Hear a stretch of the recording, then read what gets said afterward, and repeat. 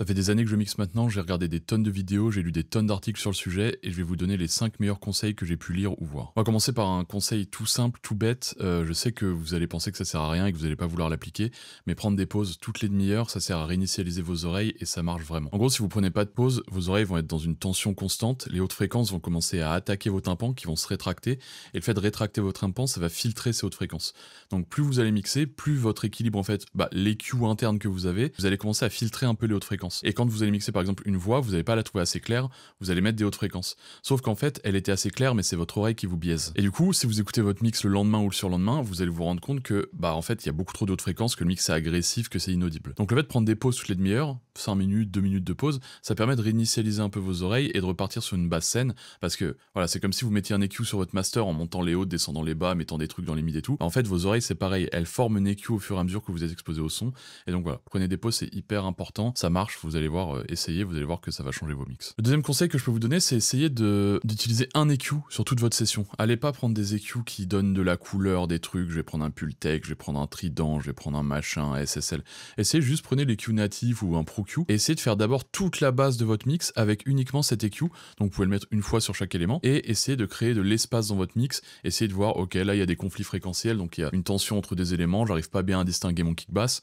Ok, je vais aller voir, j'ai des fréquences communes, je vais baisser parce que voilà, je vais faire un choix, je vais décider que mon kick est plus important que ma basse, donc je vais venir baisser ces fréquences-là sur ma basse, ma voix, machin, elle rentre en conflit avec ma guitare, je vais venir machin, et on va affiner le mix avec juste un EQ sans rentrer trop dans les détails, sans prendre des trucs pour la couleur, les harmoniques, machin, sans trop savoir ce qu'on fait. On vient juste, voilà, limite, même sans rajouter de fréquence, juste descendre et on vient nettoyer, on vient clarifier notre mix en utilisant juste un EQ sur la session sans essayer de rentrer dans des trucs de savoir ce que je dois prendre, savoir ce que je dois faire. On prend, on nettoie d'abord tout bien nos éléments et ensuite on passe à autre chose. Et ça m'amène vers un troisième point qui est hyper important aussi, c'est essayer avant toute chose, même avant d'utiliser cet EQ et tout, de faire sonner votre mix sans aucun plugin, juste avec les faders et avec les trucs de panoramique. Si vous avez des faders de volume qui vont servir à définir le volume des éléments, c'est la chose la plus importante dans un mix de loin. Vous pouvez faire 80% de votre mix en utilisant juste les faders, vous équilibrez votre kick bass, snare, machin. Quand tout est équilibré, vous pouvez commencer à faire la panoramique, donc le côté gauche, le côté droit, comme ça. Vous pouvez déjà créer un équilibre en fait, volume, largeur, et déjà avoir un mix qui est franchement quasiment prêt. Hormis les voix, où souvent les voix, maintenant il va falloir un petit peu plus de mix, mais déjà dans un premier temps, boum, vous mettez tout à bon volume, vous faites en sorte que tout sonne bien, que tout soit clair.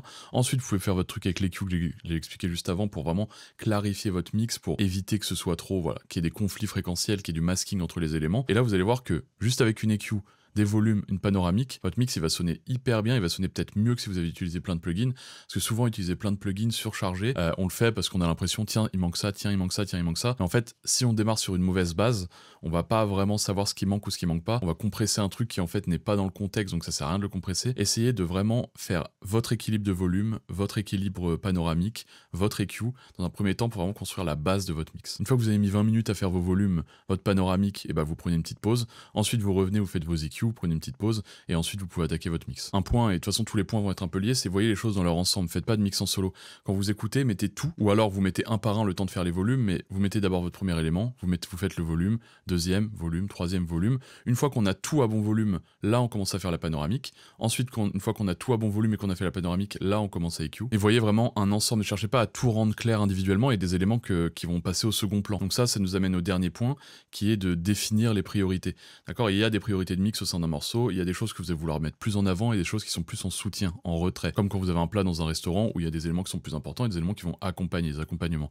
Là c'est pareil. En fait, admettons que ce soit votre voix, vous ayez un chanteur ou vous chantiez machin, souvent ça va être ça le truc principal de votre morceau. Donc s'il y a le chanteur qui est le truc principal, vous allez définir d'autres trucs. Par exemple, ok, cette mélodie là elle est vraiment top, il faut qu'elle soit importante. Ok, cette 808, cette basse, elle est vraiment bien, faut que ce soit mes 3 éléments importants. Maintenant que vous avez vos 3 éléments importants, vous allez décider par rapport aux autres éléments proches d'eux, lesquels vous allez mettre en avant. Donc si j'ai ma voix, il y a des chances que ma guitare, mon piano, ils doivent être un petit peu plus en retrait parce qu'il y a beaucoup de fréquences communes.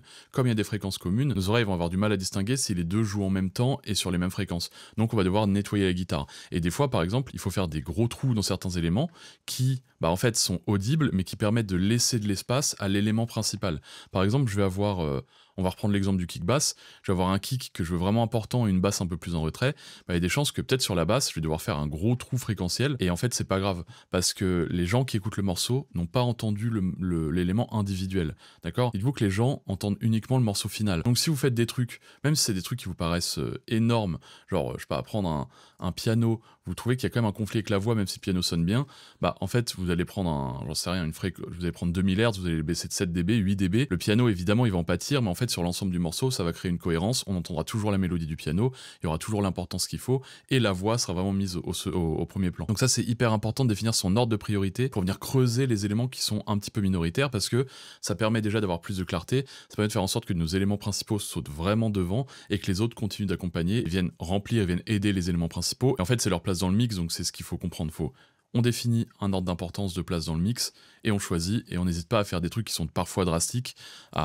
Si on sent que le morceau il est un peu renfermé comme ça machin, et que bah du coup notre voix elle a du mal à passer devant, on va pas hésiter à prendre certains éléments et boum, mettre un gros dip pour retirer plein de fréquences, pour faire en sorte que notre voix boum d'un coup elle se mette au devant de la scène, et tous les éléments où on a retiré un peu de bas, bah ça c'est pas forcément grave si notre voix elle est en avant, eux ils peuvent être en retrait.